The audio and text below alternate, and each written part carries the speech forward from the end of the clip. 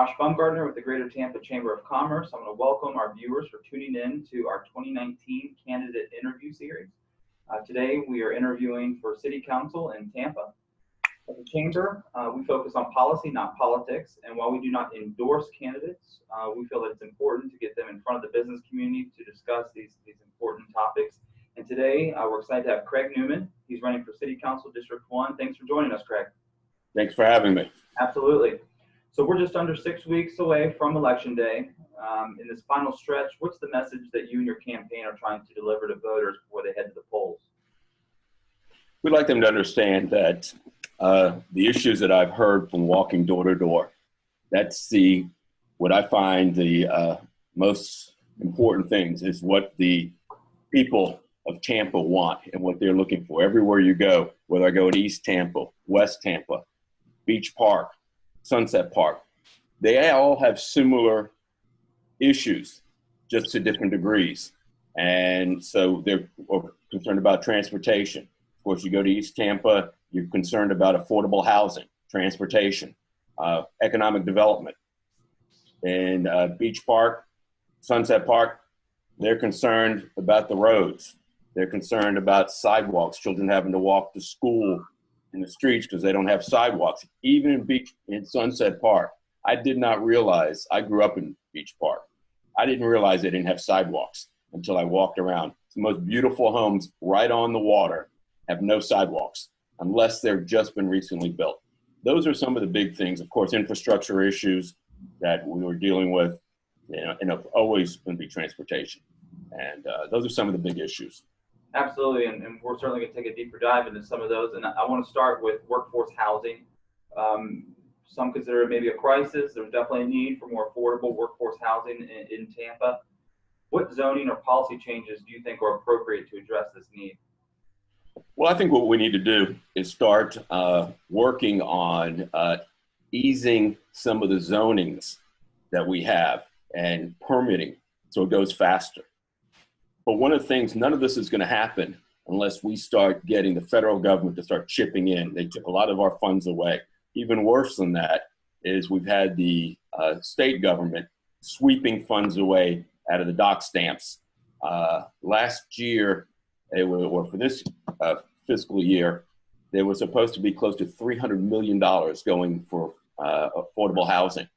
They got $180 million was taken out of that and used for repurposing for within the city.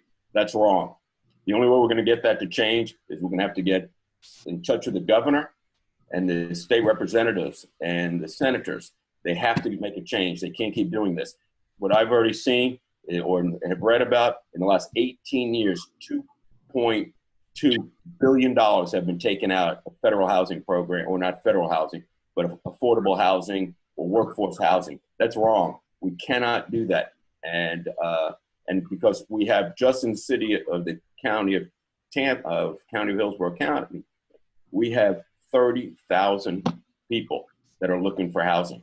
And you saw what happened at Tempo on Encore. You've got 7,000 people looking for housing, and you got 100, I think it was 174 available.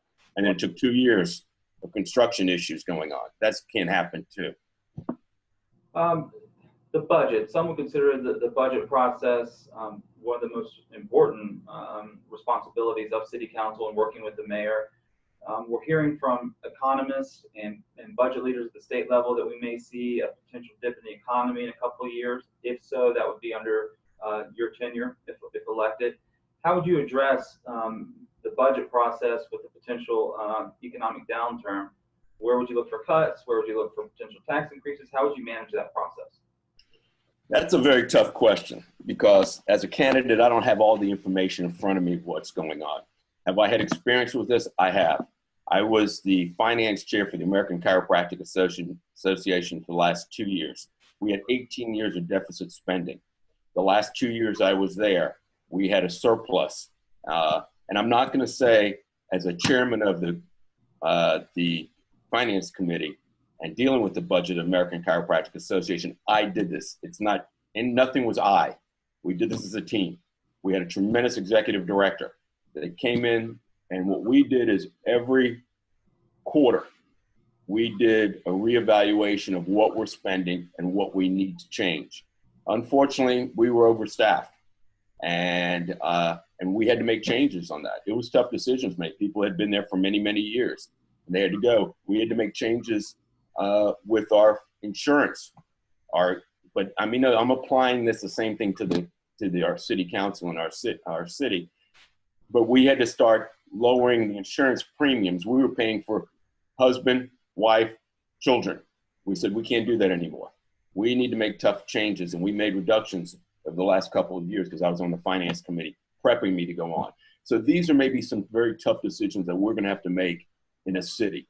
I hate to say some of that, say that because nobody wants to hear that. But we've got 6 years of probably somewhere around $16 million coming out of our budget that's going to be going towards paying off bills that go back, the debts that go back 20 years ago. Right. And they have to be paid, and these are very tough things. And hopefully with time, we could have run into some very difficult times, as you said. Permitting, we talk a lot about development in Tampa. It's one of the fastest growing cities in the country. Permitting is a part of that. However, we're hearing some issues coming from some of our members, folks in the business community, that's becoming more and more difficult to obtain a permit. How do we balance a safe permitting process with also some efficiency to make sure that our residents and businesses can move on with their projects? I'm glad you brought that question up because I met on Thursday with a bar owner that owns numerous restaurants here in Tampa, and there's several of them over in Pinellas County. I also met with one of the builders that does a lot of building here in Tampa, and he's got a project going on right now in off of Nebraska, in the Seminole Heights area. Both of them have said the same thing. They can go into Pinellas County with the exact same plan and go right through it, not a problem. When you get here in Tampa, he says, I have to show up at the city council meetings and plead my case, even after the city planners and the attorneys go through all my plans and say, we think you should approve this. And he said, what I find, and both of them said this, when we go in front of the permitting process and we go in and they tag us for something, it could take 3 months before we get back the permit for them to give approval or disapproval of it. And one of the gentlemen said to me, when I got in there, and I said, I think we did everything you need us to do. And he handed him the paperwork, and the guy showed up at the restaurant or bar. The guy says, I doubt that. And he hadn't even looked at the plans yet and hadn't looked at the information and look around the room to see if anything was going on. They said, we have such an adversarial relationship when you walk into that city planning. He says, I dread going in there. And this is both of them said, and they're different kind of businesses. So we need to work on that. We need to be, if we want to be the city where we want to be, we have to make, especially when we're talking about development and work with the people who are trying to put their, to make this city better. Yeah. That's a major concern. Switching gears just a little bit, home rule preemption. There are local governments across the state that are expressing growing frustration with a Tallahassee knows best mentality. That preemption is becoming an issue. Do you agree that that's the case? And if so, how would you work as a city councilman to build a stronger, productive relationship with our state legislative delegation? Well, we're the liaison as city council to the mayor's office, and we're the liaison also to the county commissioners. The state, we do develop relationships over the years. Most of us who are running for any type of office have some relationship with what's going on in Tallahassee. It has to be, just like I mentioned earlier when we talked for workforce housing, we have to go in and explain to them. They know this is going on. They know the issues going on. Unfortunately, Tallahassee started off right away saying, look, you cannot change any rules. You cannot raise taxes and without our approval. That's wrong. We have our own government here. It goes from here, it goes up to the county and goes up to Tallahassee. Whatever they do up there, if it were up to them the last number of years, we'd have nothing done in this area because they have not gotten anything done to help the people in the city of Tampa. And I think it spoke very loudly and clearly when we passed the Save Our Schools and the referendum for transportation. That said, look, we're not satisfied. We're going to do it on our own. And I don't think it's happened in a very, very long time that you have local people saying, we're going to tax ourselves because we want better than you're giving us. Great. Economic development. Utilization of public-private partnership P3s have become an asset across the country for local governments. What opportunities do you see in Tampa for public-private partnerships as it relates to economic development? I think it's a must. We have to do it. We have to start building, but build smart. Again, just like we said with public housing or workforce housing, I want to be politically correct. Workforce housing, you have to do the same things. You have to sit down, and when you're looking for workforce housing and for public-private development, you have to put them in a position to win. When you look at this, the way I see it is you have to have a multi-use buildings that are being put up, where you have on the bottom floor, instead of looking to bring in big business, and you're giving the city, gives them in the county, gives them state, gives great incentives for them to come in and tax breaks. We need to do the exact same thing for local businesses, privately owned businesses. You give them the tax breaks. They're the ones who are going to stay here. They're the ones who can help our economy, because when they come in and they succeed, we have the ability to benefit. And so when you're building these public-private partnerships, you put in smaller places so private businesses can go in those areas with incentives that they have. We would have incentives in place, use them for those businesses, and you put them close to a transportation hub. This will allow the people to get who can't find jobs or live further away and from these areas, that they can take buses in.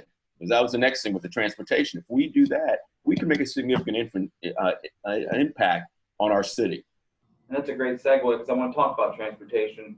Obviously, in November, a transportation referendum that was supported by the Chamber of Commerce passed, injecting new dollars into transportation. And we all have project lists that we'd like to see get done. But my question for you is, what would be the one priority project you'd like to see out of the gates with the new dollars? I think go back to almost that last question that we would, or statement I made talking about transportation and getting closer to work. I think transportation can have a tremendous impact in our city, more than just getting cars off the road. You've got people working that live in East Tampa that have to take a bus to work. They don't get to work on time because the bus will show up anywhere between 30 to 40 minutes. There's no set time. So they show up to work late. And they have to find a place fairly close to work. So they're getting paid less. If we had good transportation, and the way it's starting to move in that direction, and through the bus service, they're talking about dedicated lanes coming every 15 minutes during the early mornings and late afternoons to ensure that people can get to work on time. That's going to have a tremendous impact on low-cost housing, the food stamps, everything involved that comes along when it comes to transportation plays a factor in our city, because they can get better jobs, because they can go outside. They can come into the downtown area. People, when I say they, I'm talking about people who are low-income earners. And sometimes of no fault of their own, they just can't get anywhere because they don't own vehicles. And then they can't get their children to school on time. These are all things with transportation. That's going to have a tremendous impact. Of course, part of that same referendum involves putting sidewalks. And where I would start all this, I would start with neighborhoods, underserved neighborhoods. You talk to them, what are your needs? Instead of Tampa Bay Next telling you, here's what we think you need.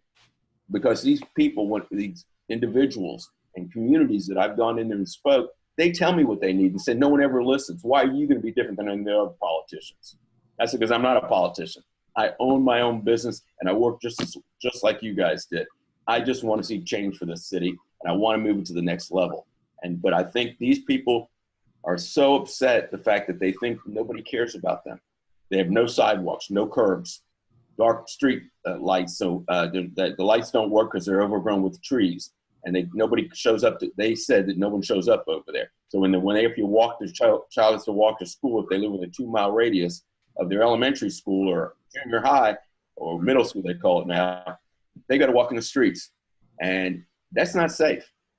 So it sounds like your one project or priority would be to identify those high-density, low-income areas and invest in safe sidewalks and make sure that the transit opportunities are there for community to workforce, et cetera. That's a great summary. Thank you. Yeah, absolutely. Leadership. What do you see as the role of Tampa City Council? And if elected, how do you see your role evolving over your term? Well, as I said earlier, the role in City Council, unfortunately, has become more or less dealing with zoning and building, and less than is about what to help move this city to the next level. Currently, my opinion. I have been there. I've sat in city council meetings. I'm not there every day or every meeting and sit in the front row. I sit there and I've gone to it. I watched on TV. I go in front of them for issues pertaining to my community. I'm the HOA president of the Victoria Park Homeowners Association, and I'm also the on the Soho, Osceola, Courier City Executive Board. So I go there pertaining to what's going on in my neighborhood, what I can do. So, but I think the role should be, what can city council members do to help move the city? Listen to their constituents, and being there. With being a citywide seat I'm running in, I can go to everywhere or throughout the city. This is going to be a full-time job for me. I'm retired. I retired in April. So, and I served for my community and my profession for 37 years as a chiropractor. I'm used to helping people. So when it came down to this, what am I going to do? This is what I want to do. And to be able to go and help others and do things that I think I can get accomplished. I've been all over the country. I did a great deal of traveling. I've been to Seattle and watched their transit system. I went to school 4 years in Chicago to watch and been taking the trains that are 100 years old going to and from the suburbs and take those into the city in the mass transit. No one thinks twice in Chicago about jumping on a bus. It's transportation. We in Tampa are a little bit different. We'll change because we're having people come in from those big cities and want it. And it's some of the old Tampa like I am. I came here in 1960. I want to see a change. We need to move forward and see that my role as a city councilman is to bring that forward. And I think it's very important that we have a mayor and a city council that want to work together to make this city great. Not I'm the boss and you do whatever I tell you, or we don't get along with the city council. That unfortunately is not what we want to have. We want to be better by working together. It's we, not I. Great. So we've talked about several important policy issues. Is there something that you and your campaign are focused on that we didn't discuss that you'd like our viewers to know about, or is there something you'd like to reemphasize as a key priority? Well, I'm just, one of the things I keep going back to is workforce housing is extremely important to me. The transit system, right now they had that feasibility study done on the county level, and they talked about dedicated bus lines and 41 miles to move from Wesley Chapel all the way to St. Petersburg. That's a very big thing.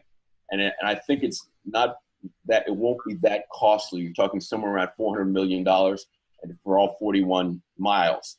And I think that's probably the way we're going to wind up going, as opposed for 9 miles, paying somewhere around between $550 million to $650 million for 9 miles. Maybe that'll come later, but getting transportation moving. There's some work being done right now in the downtown, doing a downtown loop with the trolley. That's extremely important, getting that started. But I also feel that we need to make a huge difference in jumping on the CSX tracks.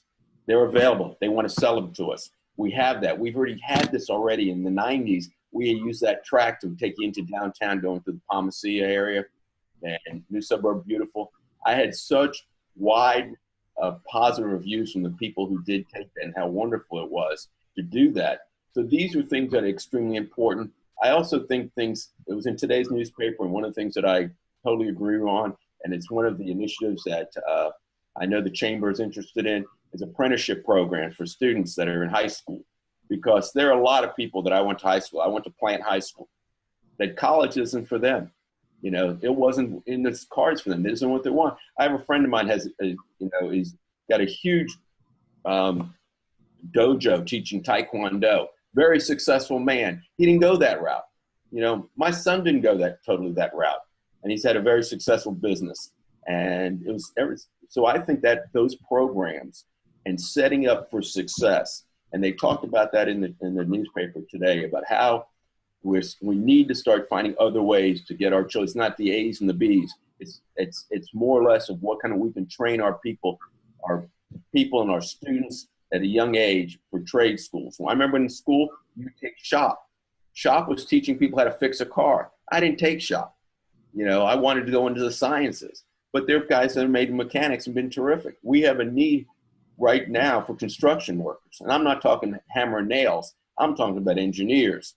I'm talking electricians.